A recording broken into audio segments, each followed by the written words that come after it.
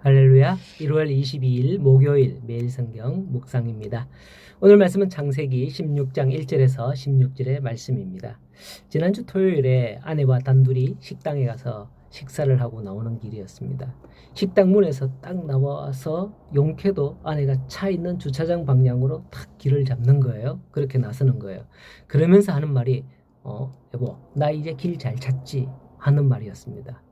사실 아내가 길치거든요. 좀 자기 말로는 오로지 직진을 하는 거라나 뭐라나 좌우지간 사람들은 어디서 왔다가 어디로 가야 할지 모르는 경우가 많다는 거예요. 우리 집사람이 길을 못 찾는다는 걸 책망하는 게 아니라 어디서 와서 어디로 가야 할지도 모르는 그런 경우가 많다는 거죠. 자, 오늘 말씀 이와 같은 똑같은 하나님의 말씀을 하나님이 묻고 계시는 것을 볼 수 있습니다. 8절에 여호와의 사자가 이르되 사레의 여종 하갈아 네가 어디서 왔으며 어디로 가느냐 하는 질문을 하죠. 지금 하갈에게 무슨 일이 있었던 걸까요? 그게 바로 오늘 본문의 내용이에요. 어제 본문에서 아브라함은 상속자가 없어서 근심 가운데 있었지만은 하나님께서는 네 몸에서 난 자가 네 상속자가 되며 이와 같은 것을 줄 것이다. 횃불 언약을 주셨죠. 하지만 그 땅에 온 지 10년이 되었는데 후사가 없었던 거예요. 급기야 아브라함의 아내 사레가 제안을 합니다. 여보, 내 여종이 하나 있는데 예뻐. 이 여종을 통해서 아들을 낳으면 후사를 잇게 되지 않을까 하는 거였죠.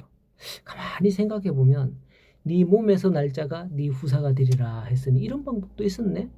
이걸 왜 몰랐을까 했을 수도 있었을 겁니다. 참으로 기가 찬 방법이죠. 아브라함의 아내 사레는 남편이 하나님으로부터 후사에 대한 약속을 받았음에도 불구하고 자신이 나이 많아 출산할 수 없다는 생각에 이르자 자신의 여종인 하갈을 남편에게 첩으로 주어 대를 이으면 되겠구나 하는 그 생각을 했던 거예요. 기찬 생각이죠. 자, 사레의 이러한 생각과 행동은 자신을 희생해서라도 남편의 대를 잇고 어떻게든 하나님의 약속을 이루어 드리려는 생각의 발로했다는 점에서 일면 긍정적인 면으로 평가될 수도 있습니다. 하지만 그녀의 행동이나 생각은 하나님의 약속과는 전혀 관련 없는 불신앙에서 왔다는 거예요.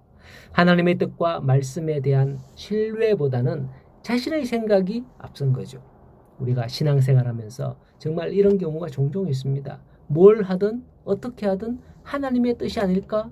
내가 그것을 이루어드리는 게 뭐가 잘못이지? 하는 말이죠.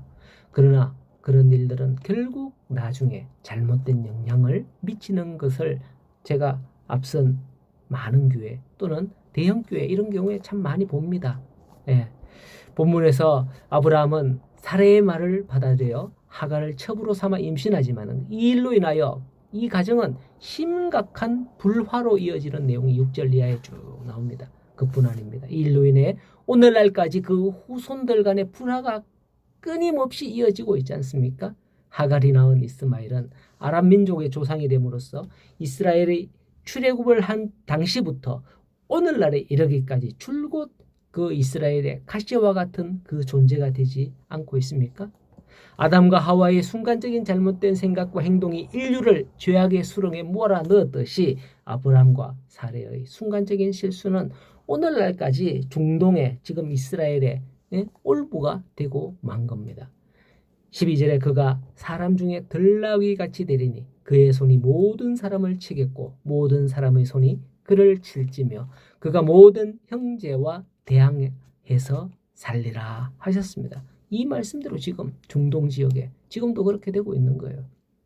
이러한 사실은 오늘날 우리에게 하나님의 약속과 뜻을 세상적인 방법으로 이루려고 하는 것이 얼마나 어리석고 잘못된 일인지 분명하게 깨닫게 해줍니다. 그렇습니다. 하나님의 약속은 반드시 하나님의 섭리와 방법으로 이루어져야 하고 또 이루어집니다. 그러니 우리가 하나님의 약속과 뜻을 섣부른 인간의 판단과 방법으로 이루려고 하지 말아야 할 겁니다. 문제의 해결이 아니라 오히려 돌이킬 수 없는 문제의 시작이 될 수도 있거든요. 그런즉 우리는 겸손히 인내로서 하나님의 섭리와 인도하심을 바라보며 참고 기다릴 수 있기를 바랍니다. 오늘도 그 기다림 속에서 한 걸음 더 하나님께로 나아가는 하루가 될 수 있기를 간절히 소원합니다. 오늘도 믿음으로 승리하십시오.